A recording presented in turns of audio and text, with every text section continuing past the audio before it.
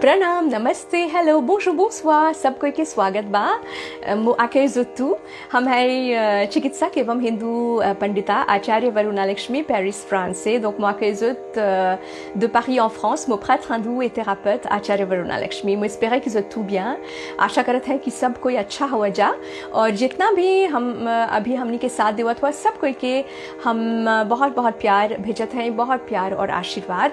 और जैसे कि जाने ला जैसे हमनी मॉरिशन है सना तो हमनी के हमारे वीडियो अलग अलग भाषा में होएला तो निसंदेह यही वीडियो आप सब देखे अलग अलग भाषा में और अगर भोजपुरी और क्रियोल समझेला का बटिया। Donc moi je connais, nous Mauriciens nous cause différentes langues, pareil que moi me connais beaucoup d'entre vous nous cause beaucoup langues mauriciennes ou fières et c'est pour cela qu'ils m'ont une vidéo dans différentes langues pour que tout le monde comprenne un peu dans les mondes et moi que les autres chaleureusement et m'envoie beaucoup d'amour et beaucoup de bénédictions. Donc nous tout connaissons ça mois février là c'est un mois spécial parce que février nous tout pense Saint-Valentin, on peut trouver beaucoup post. Donc जैसे कि हमने जानी ला सर कि फरवरी महीना बहुत खास बा। हम देखते हैं फेसबुक पे बहुत बहुत पोस्ट आवता कि सेंट वैलेंटाइन हमनी मनावब जा। जैसे कि सेंट वैलेंटाइन जन भी करेला एगो क्रिश्चियन सेंट रहलन और वो विशेषकर प्रेमी प्रेमिका के बहुत बहुत सपोर्ट करलन जा और वही खातिर ओकर याद में ई सेंट वैलेंटाइन मनावल जाला ना। Donc moi nous connaît hein, Saint Valentin c'est un saint chrétien qui spécialement fin martyrisé et fin protège ban amoureux et c'est pour cela nous rappelle ça zoula donc nous fête sa fête là Saint Valentin c'est une fête de l'amour, c'est une convivialité et c'est ça la beauté de nos cultures. Parce que moi je connais, moi né à l'île Maurice, moi je fais aussi mon étude en Inde et aussi en France, aujourd'hui moi en France depuis plusieurs années. Donc c'est ça notre beauté à l'île Maurice, qui nous est un pays multiculturel, multilangue. Et en tant qu'hindou de diaspora indienne, nous hindous nous disons Vasudeva Kutumbakam. Tout le monde est comme une grande famille. जैसे कि आप जन्मे करेला हमनी ता हमार जन्म ता मॉरिशस में होल बा, पढ़ाई भारत में और फ्रांस में भी था। अभी हम पेरिस फ्रांस में रहिला कुछ वर्षों से तनी संदेह ई हमनी के गर्व के बात है। हमनी मॉरिशन है ऐसा त गर्व के बात ई है कि हमनी अनगिनत भाषा बोलीला सा, हमनी अनगिनत संस्कृति बा हमनी के मॉरिशस में और यही जो हा मॉरिशस के एगो नेशन के रूप में बहुत ही खास बा, बहुत ही विशेष बा और हमनी के ई नए चाहला भूले के ई जो हमनी हिंदू है ऐसा ना हमनी हमेशा बोलीला सा हिंदू वासुदेव कुटुंबकम ई पूरा विश्व एगो परिवार जैसन बा।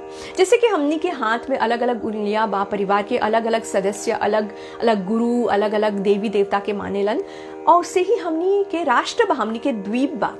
तो हमनी के ई बात नहीं चाहला भूले के pareil comme nous dans les doigts dans nous la main différents les doigts hein, nous ferme nos poignets donc pareil membre de la famille et n'a quoi dans tel bon Dieu dans tel gourou donc chacun différent c'est comme ça qu'il nous était en tant que nation mauricienne donc ça nous pas besoin oublier ça mais और विशेषकर हमनी के चाहेला एक सूत्र में बन के रहे के प्रथम हमनी के चाहेला एगो निमन व्यक्ति होए के और घर से जब हमनी निकलत है ऐसा आगे हमनी तो एगो मोरिसिया है ऐसा तब हमनी के धर्म संस्कृति आवेला, हमनी के धार्मिकता आवेला काहे कि हमनी मोरिस में जन्म ले लिया ऐसा तो वही खातिर हमनी में एगो विशेषता बा। हमनी के खासियत ये है कि मोरिस में हमनी के इतना संस्कृति बा और ओके चाहेला गर्व से हमनी के कहे कि हमनी मोरिसिया है ça. Donc comment nous tous en mauricien donc il y a une fierté pour nous trouver que nous utilisons il y a différentes langues, il y a différentes religions, différentes cultures. Quand nous sortons dans la case en tant que mauricien, nous disons sortir comme mauricien. Donc d'abord un bon être humain, ensuite nous venons nos religions, nos cultures, tout ça là. Et nos religions c'est une voie spirituelle, hein? C'est quelque chose de personnel, l'évolution spirituelle. हमनी के जन धार्मिकता बा, जन आध्यात्मिकता बा, वो एगो व्यक्तिगत बात है, ये हमनी के नहीं चाहना भूले के। और गर्व से हमने इतना जन भी पर्व बा त्योहार बा संगे मनाइला सा तो ये बहुत अच्छा बात बा। Donc avec une fierté en tant que Mauricien nous célébrer tous ces fêtes là ensemble donc ça c'est une gloire pour nous en tant qu'Mauricien et en tant qu'Hindou il y a beaucoup en autres qui connaissent il y en a peut-être pas connaissent là que ça on peut faire vidéo là qu'il y en a 4 navratri dans l'année nous il y a spécialement Chaitra ensuite nous il y a Ashad et Shardia et là nous पे तमिल नु लाने Hindu nous पे फेया माघ नवरात्रि। बहुत लोग जनबे करेलन जा जो हिंदू हन जा, कुछ लोग शायद नहीं जाने लन सा, यही खातिर वीडियो करत है कि हमने के 4 गो नवरात्रि बा। 2 प्रमुख बा जो हमने करीला सा चैत्र और शारदीय, यानी कि चैत्र फिर आवेला आषाढ़ और उसके बाद शारदीय और उसके बाद माघ। ये जो माघ महीना के नवरात्रि आवता ना, ये हमने के साल के अंतिम चरण पर आवेला, बस कि हमने के हिंदू साल अभी समाप्त हुआ था। तो ये माघ जो नवरात्रि है बहुत ही महत्वपूर्ण बा।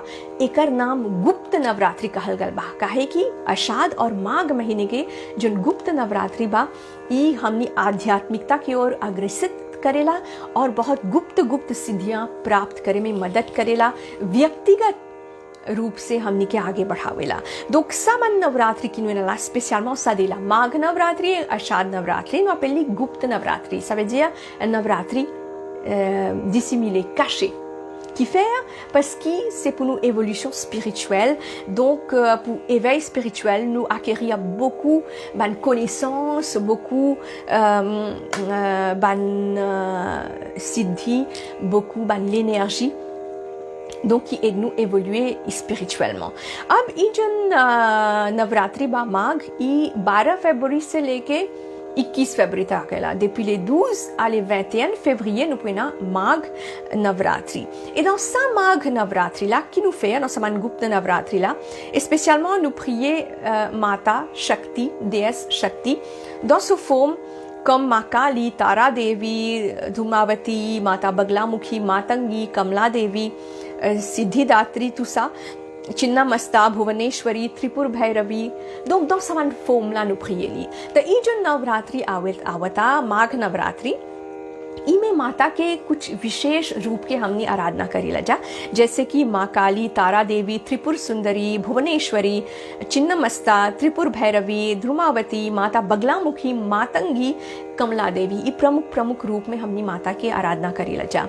तो इन नवरात्रि जो विशेषकर चैत्र नवरात्रि होएला अप्रैल में और जो नवंबर अवधियों में होएला शारदीय नवरात्रि, वो तो बड़ी धूमधाम से हमने करीला, जोर से हमने भजन कीर्तन करीला सा। लेकिन जो दूगो बा माघ नवरात्रि जो अभी आवा था फेब्रुआरी में, जो जुलियत में आवेला आषाढ़ नवरात्रि जुलाई महीने में, वो गुप्त नवरात्रि है। Donc, des navratri qui nous fait vraiment grandiose, nous fait grand bhajan, nous sent un peu beaucoup faux, donc nous extériorise nos sentiments. Ça nous fait ça quand on a Chaitra Navratri en avril et quand on a Shardiya Navratri, qui est des navratri bien populaires environ novembre, fin octobre. Donc ça, des navratri là nous fait aller vraiment d'une façon glamour. Mais ça, des navratri là qui appelle ça Gupt Navratri, Magh qui dans février et Ashad qui en juillet. Donc ça des navratri là, il est vraiment spécial qui nous fait aller tranquillement. Pendant ce navratri là, nous restons carême, nous fait un peu plus manvrat, nous pas cause beaucoup. Donc nous fait un mantrocharan dans nos मन। donc इन नवरात्रि में बहुत हमने मौन व्रत रखी लासा, ज़्यादा नहीं बताया लासा, और अपन गुप्त सिद्धियाँ, अपने गुप्त मंत्र हमने करते रही लासा। और विशेषकर हम आप सबसे आग्रह करब अपन पंडित लोग के आप संपर्क रखा, पंडिता से, आचार्य से, इस सब से संपर्क रखिया, ताकि ये विशेष जो माघ नवरात्रि आवता एकर आप भरपूर फायदा सकबा उठावे। donc moi fais une demande à tout contact des autres family pandita, acharya, pour qu'ils soient capables de profiter pleinement, se capable évoluer spirituellement dans sa Magh Navratri là qui peut venir. Et spécialement dans sa Magh Navratri là, nous pratiquons beaucoup de siddhi comme Vashikaran, Uchchatan, Stambhan, Videshan entre autres.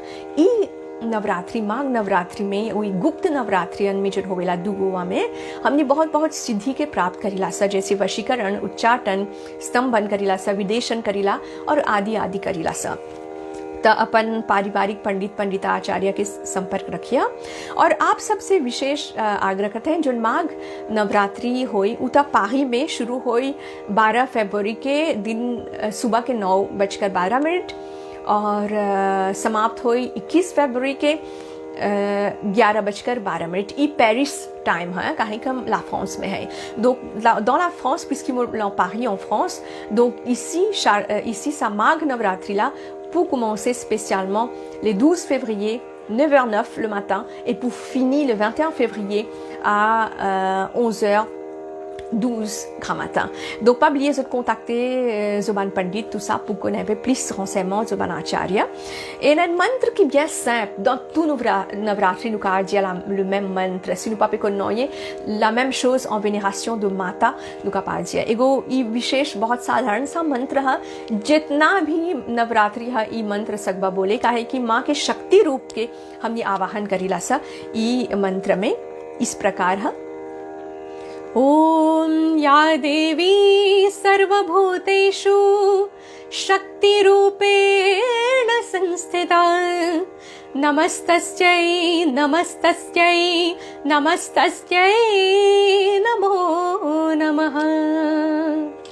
इस माघ नवरात्रि में 20 तारीख के फरवरी 20 तारीख 2021 के हम एगो विशेष हवन पूजा करत है सामूहिक सब कोई खातिर वीडियो पे लाइव पे नहीं करब ओकर बाद सामूहिक ध्यान करब तो अपन पूरा नाम और पूरा पता भेजिया ताकि ई कठिन परिस्थिति में आपके जुन जुन भी परेशानी बा तुन परेशानी समाप्त हो जाए। हम पूजा करब सबके लिए ई गाचवी है ये पूजा जन हम करत हैं तो अपन नाम भेजिया अवश्य।